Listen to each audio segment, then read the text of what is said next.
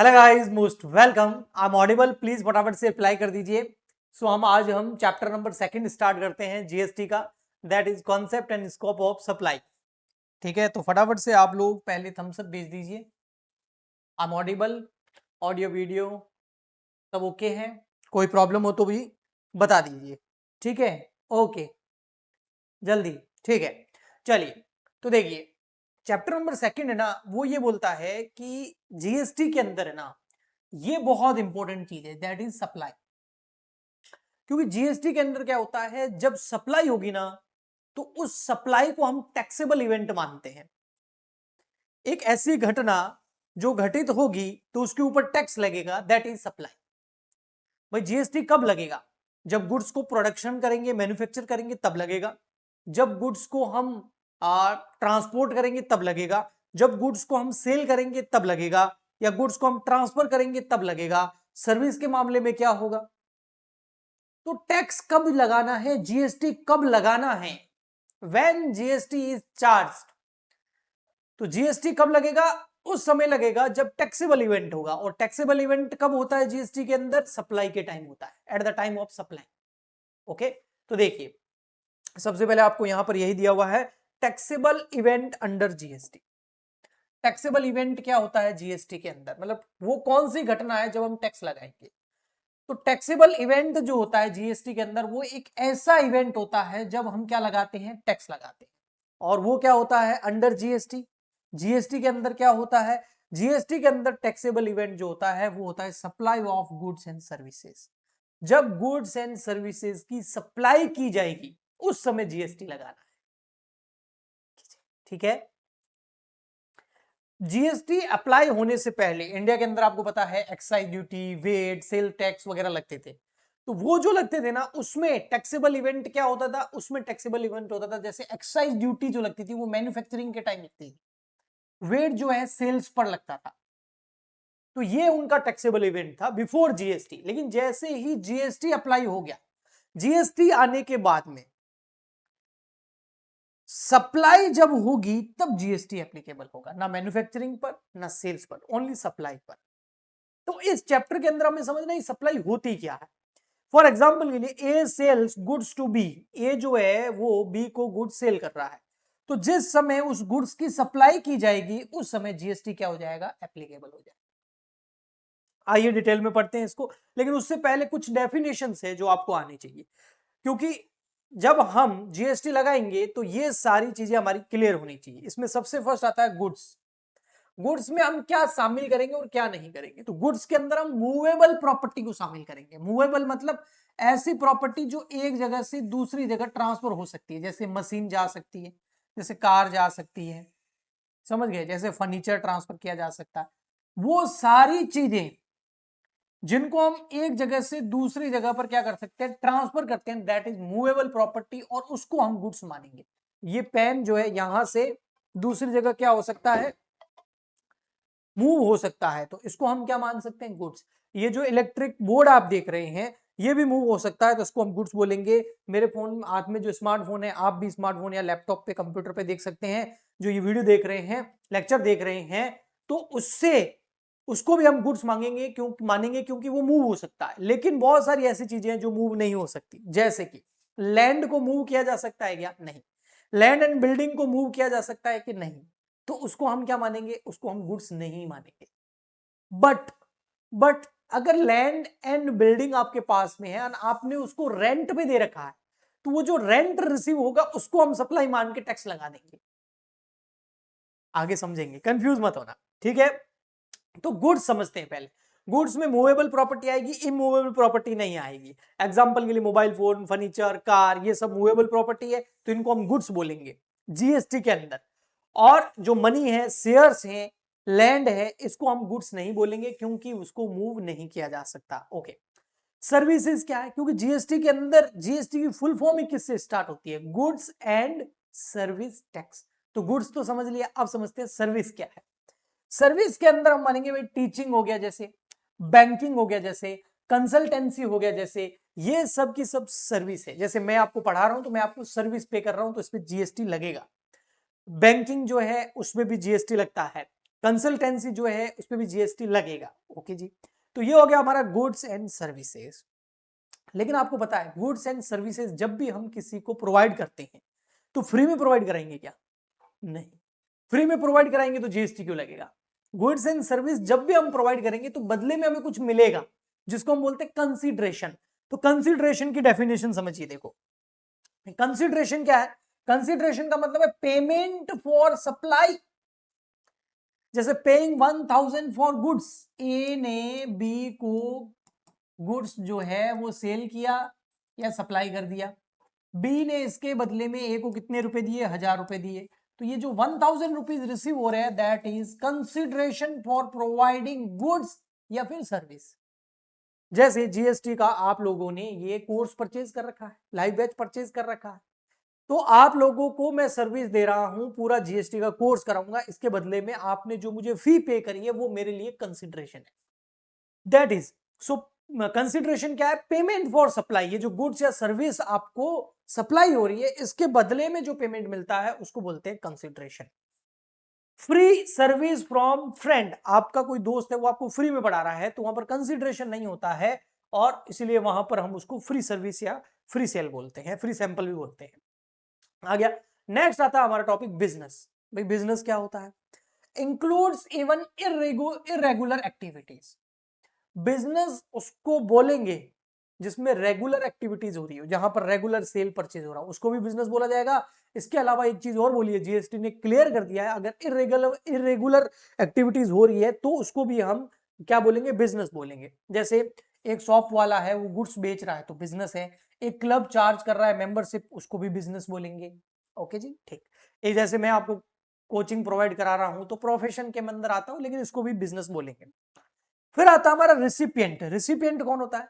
Person receiving goods and services. जैसे आप recipient हैं, आपको मैं सर्विस प्रोवाइड करा रहा हूं, टीचिंग करा रहा हूं, आपको सर्विस में सप्लाई कर रहा हूं, जो सप्लाई रिसीव करता है उसको बोलते हैं रिसिपिएंट, और उसके बदले में जो वो सामने वाले को पे कर रहा है उसको बोलते हैं कंसिडरेशन।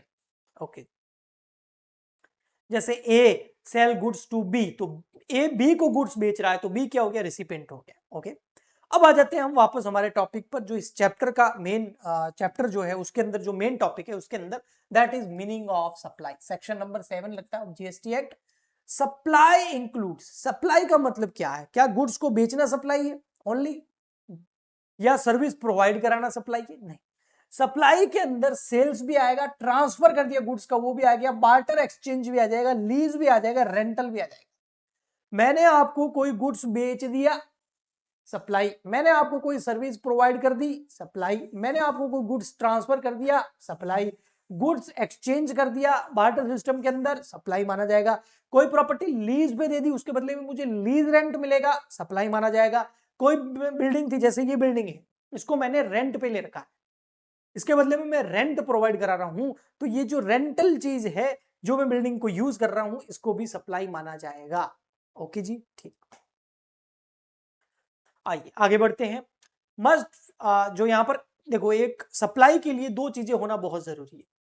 एक सप्लाई में ये सब तो होगा, लेकिन सप्लाई में दो चीजें क्या है? एक तो है कंसिडरेशन होना चाहिए और दूसरा है बिजनेस होना चाहिए, तो जीएसटी लगेगा। जैसे यूट्यूब वाले स्टूडेंट फ्री में वीडियोस देखते हैं, तो मैं तो वहां पर भी टीचिंग ही करवा रहा हूं, वहां पर भी मैं सर्विस ही दे रहा हूं, लेकिन बदले में मुझे कंसिडरेशन स्टूडेंट से कम नहीं मिल रहा है, कुछ फ्री में देख रहे हैं वो, तो वहां पर कंसिडरेशन नहीं है, तो इसलिए उसको सप्लाई नहीं बोलेंगे और उसमें जीएसटी नहीं लगेगा।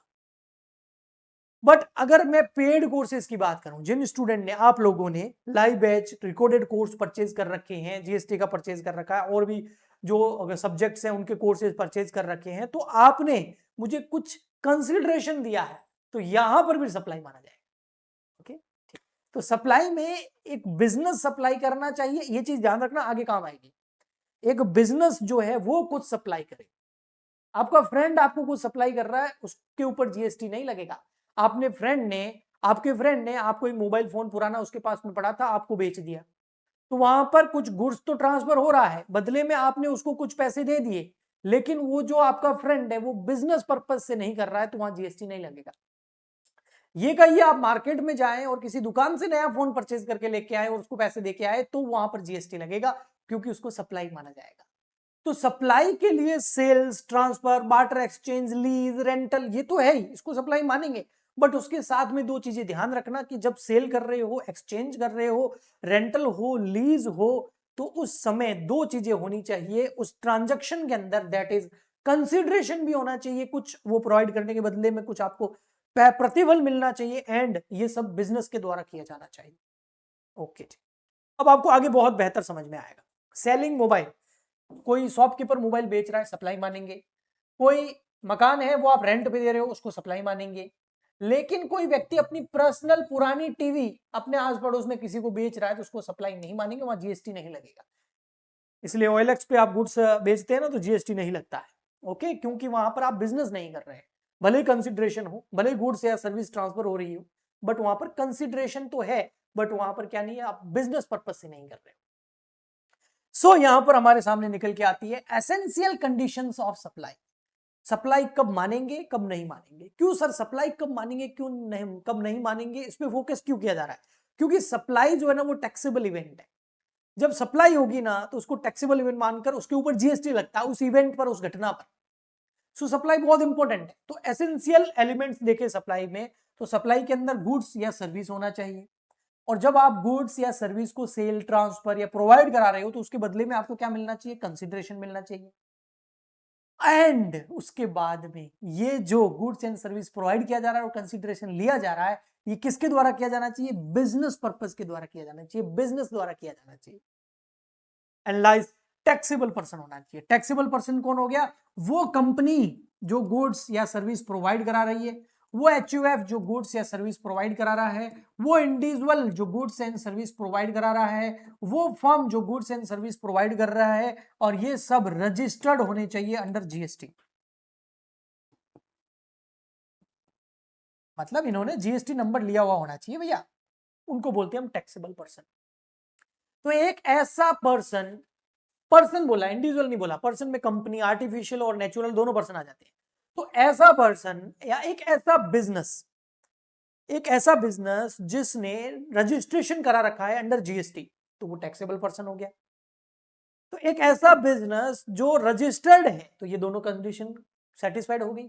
वो गुड्स या सर्विस प्रोवाइड कर रहा है और उसके बदले में उसको कुछ कंसिडरेशन मिल रहा है, तो उसको सप्लाई माना जाएगा और उसके ऊपर जीएसटी लगेगा। और इनमें से कोई एक भी चीज गायब हो गई, जैसे गुड्स एंड सर्विस नहीं है तो सप्लाई नहीं मानेंगे। गुड्स एंड सर्विस तो प्रोवाइड करा रहे हो लेकिन बदले में कंसिडरेशन नहीं मिल रहा है तो सप्लाई नहीं मानेंगे। अच्छा, गुड्स एंड सर्विस भी प्रोवाइड करा रहे हो, बदले में कंसिडरेशन भी आपको मिल रहा है, बट आप बिजनेस नहीं है और आप रजिस्टर्ड नहीं है, तो भी वहां पर जीएसटी नहीं लगेगा। तो एक ऐसा बिजनेस जो रजिस्टर्ड हो और गुड्स एंड सर्विस प्रोवाइड करा रहा हो और उसके बदले में उसको कंसिडरेशन मिल रहा हो, तो उसको हम सप्लाई मानेंगे। तो that is the essential conditions for supply. तो जैसे राहुल जो एक बिजनेस है, रजिस्टर्ड पर्सन है, सॉरी नहीं है मान लेते, पहले इसका एग्जांपल नीचे वाले लेते। राहुल जो है एक पर्सन है, रजिस्टर्ड पर्सन है, एक बिजनेसमैन है, और वो अपनी बाइक बेच रहा है एज अ डीलर। मतलब राहुल ने डीलरशिप ले रखी है होंडा की, टीवीएस की, तो इसका मतलब वो बिजनेस कर रहा है। फिर उसने जीएसटी में रजिस्ट्रेशन भी करा रखा है, तो बिजनेसमैन भी है, टैक्सेबल पर्सन भी है।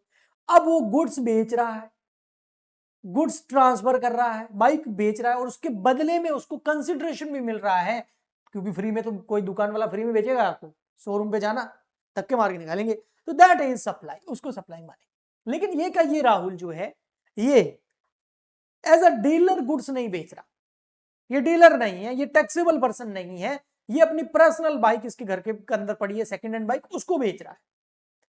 तो यहां पर गुड्स एंड सर्विस तो है बट बिजनेस और टैक्सेबल पर्सन नहीं है, जिस वजह से इसको हम सप्लाई नहीं मानेंगे, भले ही इसमें कंसिडरेशन हो। आई होप आपको बहुत अच्छे से क्लियर हो गया होगा। अब मैं फटाफट आगे बढ़ता हूं स्कोप ऑफ सप्लाई की तरफ। थोड़ा सा स्कोप देख लेते हैं, कॉन्सेप्ट तो हमने देख लिया। सप्लाई फॉर कंसिडरेशन, ठीक है ना यहां तक? फटाफट से थम्स अप भेज दो। हाँ, सप्लाई फॉर कंसिडरेशन, कंसिडरेशन जरूरी है सप्लाई के लिए। आ सेल गुड्स वर्थ ₹10,000, ए ने गुड्स बेचा बी को 10,000 रुपए का, तो गुड्स ट्रांसफर हुआ, उसके बदले में 10,000 रुपए मिले। सप्लाई के लिए कंसिडरेशन जरूरी था, टैक्सेबल पर्सन वगैरह तो है ही, तो यहां पर जीएसटी एप्लीकेबल हो जाएगा। आप कहीं से इंपोर्ट कर रहे हो सर्विस को, जैसे बहुत अच्छा एग्जांपल दिया हुआ है, आप ऑनलाइन कोचिंग ले रहे हो यूएसए के ट्यूटर से, आजकल तो पूरी ग्लोबल लेवल पर आपको अगर पढ़ाना आता है, लैंग्वेज आती है, तो आप किसी को भी कहीं बैठे पढ़ा सकते हो, सर्विस दे रहे हो। बहुत सारे फ्रीलांसर्स ऐसे हैं जो ये करते हैं। तो इस केस में जीएसटी एप्लीकेबल हो जाएगा। क्यों? क्योंकि आप जिस इंपोर्ट जो सर्विस कर रहे हो, और तो सर्विस आपको मिल रही है और उसके बदले में आप कुछ कंसिडरेशन भी पे कर रहे हो, तो जो कंसिडरेशन पे करोगे उसमें जीएसटी लगेगा, क्योंकि वो जो यूएसए से बैठा व्यक्ति कोचिंग प्रोवाइड करा रहा है उसको टैक्सेबल पर्सन मान लिया जाएगा। सप्लाई विदाउट कंसिडरेशन, अब इसको मैं डिटेल में पढ़ाता हूं शेड्यूल नंबर फर्स्ट नीचे 6 नंबर पॉइंट के अंदर। अगर सप्लाई तो हो लेकिन कंसिडरेशन नहीं है, तो मैंने क्या बोला, उसको सप्लाई नहीं मानेंगे, जीएसटी नहीं लगेगा। लेकिन इसके अंदर भी कुछ चीजें हैं। देखिए, बिजनेस एसेट अगर ट्रांसफर हो रही है, एक बिजनेस ओनर अपना लैपटॉप दे रहा है अपने फ्रेंड को, अपने एम्प्लॉइज को, तो क्या उस केस में सप्लाई माना जाएगा? भले कंसिडरेशन नहीं हो, बिल्कुल सप्लाई माना जाएगा और जीएसटी एप्लीकेबल होगा। ये आपके कंसिडरेशन, विदाउट कंसिडरेशन के अंदर सप्लाई माने जाने वाले केस है। सप्लाई विदाउट कंसिडरेशन, भले कंसिडरेशन नहीं हो फिर भी सप्लाई मानेंगे। तो सप्लाई विद कंसिडरेशन के कुछ एक्सेप्शन है, ओके, अपवाद है। तो अगर बिजनेस, इसकी जगह बिजनेस एसेट ट्रांसफर नहीं हो रही होती और कोई दूसरी नॉर्मल एसेट ट्रांसफर हो रही होती, तो इस केस में अगर कंसिडरेशन नहीं होता तो हम सप्लाई नहीं मानते। लेकिन बिजनेस एसेट ट्रांसफर हो रही है तो हम सप्लाई मानेंगे। ऐसे कैसे? रिलेटेड पर्सन को आप कुछ ट्रांसफर कर रहे हो तो सप्लाई माना जाएगा, भले ही कंसिडरेशन नहीं हो। जैसे company transfer goods to its branch, एक कंपनी अपनी ब्रांच को गुड्स ट्रांसफर कर रही है तो सप्लाई माना जाएगा, जीएसटी लगेगा। डिस्टिंक्ट पर्सन है, जैसे दिल्ली ब्रांच मुंबई ब्रांच को कुछ गुड सप्लाई कर रही है विदाउट पेमेंट, तो भी सप्लाई माना जाएगा। प्रिंसिपल और एजेंट के बीच में अगर सप्लाई हो रही है, भले ही कंसिडरेशन नहीं हो, तो सप्लाई माना जाएगा। Manufacturer give goods to agents, manufacturer goods दे रहा है एजेंट को। Import from related person, Indian company receive free service from foreign branch, तो सप्लाई माना जाएगा। Next, activities not treated as a supply, ऐसी एक्टिविटीज जिसको हम सप्लाई कभी मानेंगे ही नहीं। जैसे कि salary, company pay salary, not supply. Company pay कर रही है सैलरी तो उसको हम सप्लाई नहीं मानेंगे। Sale of land, sale of land immovable property है, मूवेबल नहीं है, इसलिए इसको भी हम, जैसे कोई प्लॉट बेच रहा है, बिल्डिंग बेच रहा है, तो सप्लाई नहीं मानेंगे और जीएसटी नहीं लगेगा। वैसे भी इसके ऊपर स्टाम्प ड्यूटी लगता है। फ्यूनरल सर्विसेज जो है, अंतिम संस्कार हो रहा है भैया, वहां पर क्या आप जीएसटी लगाओगे? उसको सप्लाई नहीं माना जाएगा। ओके, मतलब बहुत सारी ऐसी बिजनेसेस है जो फ्यूनरल, अंतिम संस्कार की पूरी क्रियाविधि करके देती है, तो वो भले ही कंसिडरेशन ले रही हो लेकिन उसको सप्लाई नहीं माना जाएगा। Okay, supply of goods versus services थोड़ा देख लेते हैं। Supply of goods versus services, goods अगर सप्लाई कर रहे हैं तो वहां पर ओनरशिप ट्रांसफर होती है। जैसे कि लैपटॉप बेचोगे तो ओनरशिप ट्रांसफर हो जाएगी। नो ओनरशिप ट्रांसफर, सर्विस में ओनरशिप ट्रांसफर नहीं होती। मैं आपको टीचिंग करा रहा हूं तो बस आपको मैंने सर्विस प्रोवाइड करा दी, इसके अलावा ओनरशिप तो आप मुझे खरीद तो लोगे नहीं, ऐसा। ओके, ठीक। हाँ, कोर्स परचेज कर लिया, उसका एक टाइम पीरियड है, उसके बाद वो एक्सपायर हो जाएगा। इंपोर्ट ऑफ सर्विसेज, इंपोर्ट करना सर्विसेज को, देखो इंपोर्ट का मतलब किसी फॉरेन कंट्री से हम सर्विसेज को खरीद रहे हैं। अगर कंसिडरेशन के साथ में खरीद रहे हैं तो जीएसटी एप्लीकेबल हो जाएगा। विदाउट कंसिडरेशन खरीद रहे हैं और बिजनेस पर्पज से खरीद रहे हैं तो जीएसटी एप्लीकेबल होगा। बिजनेस पर्पज से नहीं खरीद रहे तो जीएसटी एप्लीकेबल नहीं होगा। विदाउट कंसिडरेशन है, लेकिन पर्सनल पर्पज के लिए अगर आप कोई सर्विस इंपोर्ट कर रहे हो फॉरेन से, तो उस केस के अंदर, जैसे फ्री एडवाइस दे रहा आपका फ्रेंड, तो जीएसटी नहीं लगेगा। लेकिन किसी बिजनेस से ले रहे हो तो जीएसटी लगेगा, और कंसिडरेशन है तो जीएसटी लगना ही है। तो फॉरेन से अगर आप इंपोर्ट करते हो सर्विस, तो चाहे कंसिडरेशन पे करो या नहीं करो, जीएसटी एप्लीकेबल हो जाएगा। बट अगर पर्सनल है तो जीएसटी एप्लीकेबल नहीं होगा। नेक्स्ट, स्पेशल कुछ केसेस देख लेते हैं। फ्री सैंपल्स, जैसे फ्री सैंपल बांटते हैं ना, कंपनी कई बार अपने प्रोडक्ट का एडवर्टाइजमेंट करने के लिए फ्री सैंपल बांटती है। फ्री शैम्पू सैंपल जैसे बांट दिया, शैम्पूज बांट देती है, तो इसको सप्लाई नहीं माना जाएगा क्योंकि वहां पर कंसिडरेशन नहीं है। Next, buy one get one free. भैया buy one get one free के अंदर ये जो है ना, नाम का ही buy one get one free होता है, फ्री कुछ नहीं होता है, कंबाइंड चार्ज होता है उसका। तो यहाँ पर कंबाइंड प्राइस भी होती है, तो ये फ्री नहीं है और इसके ऊपर जीएसटी लगेगा। कई बार कंपोजिट सप्लाई होती है, जैसे कि आपके natural bundle, one main supply, जैसे मोबाइल के साथ चार्जर, होटल के साथ स्टे के साथ ब्रेकफास्ट, फ्लाइट टिकट के साथ फूड, तो इस केस के अंदर जो आपकी मेन सप्लाई होती है ना, उसके ऊपर टैक्स लगेगा। कई बार मिक्स सप्लाई भी होती है, ठीक है, जैसे gift hamper, Diwali combo pack, tooth paste के साथ में ब्रश मिल गया, तो इस केस के अंदर भी जिस प्रोडक्ट की हाई जीएसटी रेट है उस रेट पर जीएसटी लगेगा। ओके, उस प्रोडक्ट पर जीएसटी लगेगा। ओके जी, ठीक है। एम्प्लॉयर एम्प्लॉय रिलेशनशिप है तो जीएसटी नहीं लगता है, मैंने आपको पहले बताया। सैलरी अगर प्रोवाइड करा रहे हो तो जीएसटी के अंदर नहीं आता है, सप्लाई नहीं माना जाएगा, ठीक है, नॉट टैक्सेबल। बट अगर आप गिफ्ट दे रहे हो अपने एम्प्लॉइज को तो टैक्सेबल हो जाएगा जीएसटी के अंदर। प्रिंसिपल और एजेंट हैं आप किसी कंपनी के एजेंट है तो वो कंपनी आपकी प्रिंसिपल हो गई। Agent sale goods in the is own name, supply माना जाएगा। ओके, नेक्स्ट कुछ प्रैक्टिकल केसेस है, जैसे Delhi send goods to its branch Mumbai, तो इसको डिस्टिंक्ट सप्लाई मान करके डिस्टिंक्ट पर्सन माना जाएगा, टैक्सेबल होगा। A gives personal car to friend, A ने अपनी पर्सनल कार फ्रेंड को दे दी, सप्लाई नहीं माना जाएगा। A provide free service to business partner, A अपने बिजनेस पार्टनर को फ्री में सर्विस प्रोवाइड करा रहा है तो इसको सप्लाई माना जाएगा क्योंकि ये रिलेटेड पर्सन के अंदर आता है, ऊपर हमने देखा था। तो यहां पर इस चैप्टर के अंदर मैंने जो आपको सप्लाई से रिलेटेड जो कॉन्सेप्ट और स्कोप बताया है उसके अंदर आप केवल और केवल ये चीजें ध्यान रखेंगे जो मैं बता रहा हूं, तो आपको कभी प्रॉब्लम नहीं आएगी सप्लाई के अंदर। एक तो ये टैक्सेबल इवेंट ध्यान रखना है, इसके अलावा ये कुछ बेसिक डेफिनेशंस जो हैं इसको अच्छे से ध्यान रख लेना।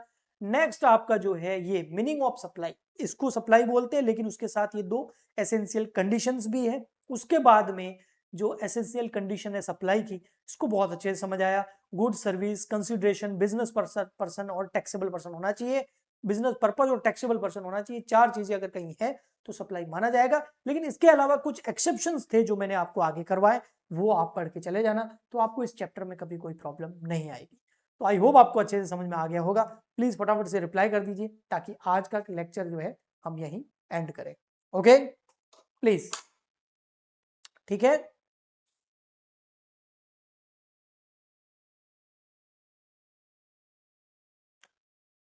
ओके जी, चलिए थैंक यू, मिलते हैं नेक्स्ट लेक्चर में। आज के लिए इतना ही, बाय बाय, थैंक यू।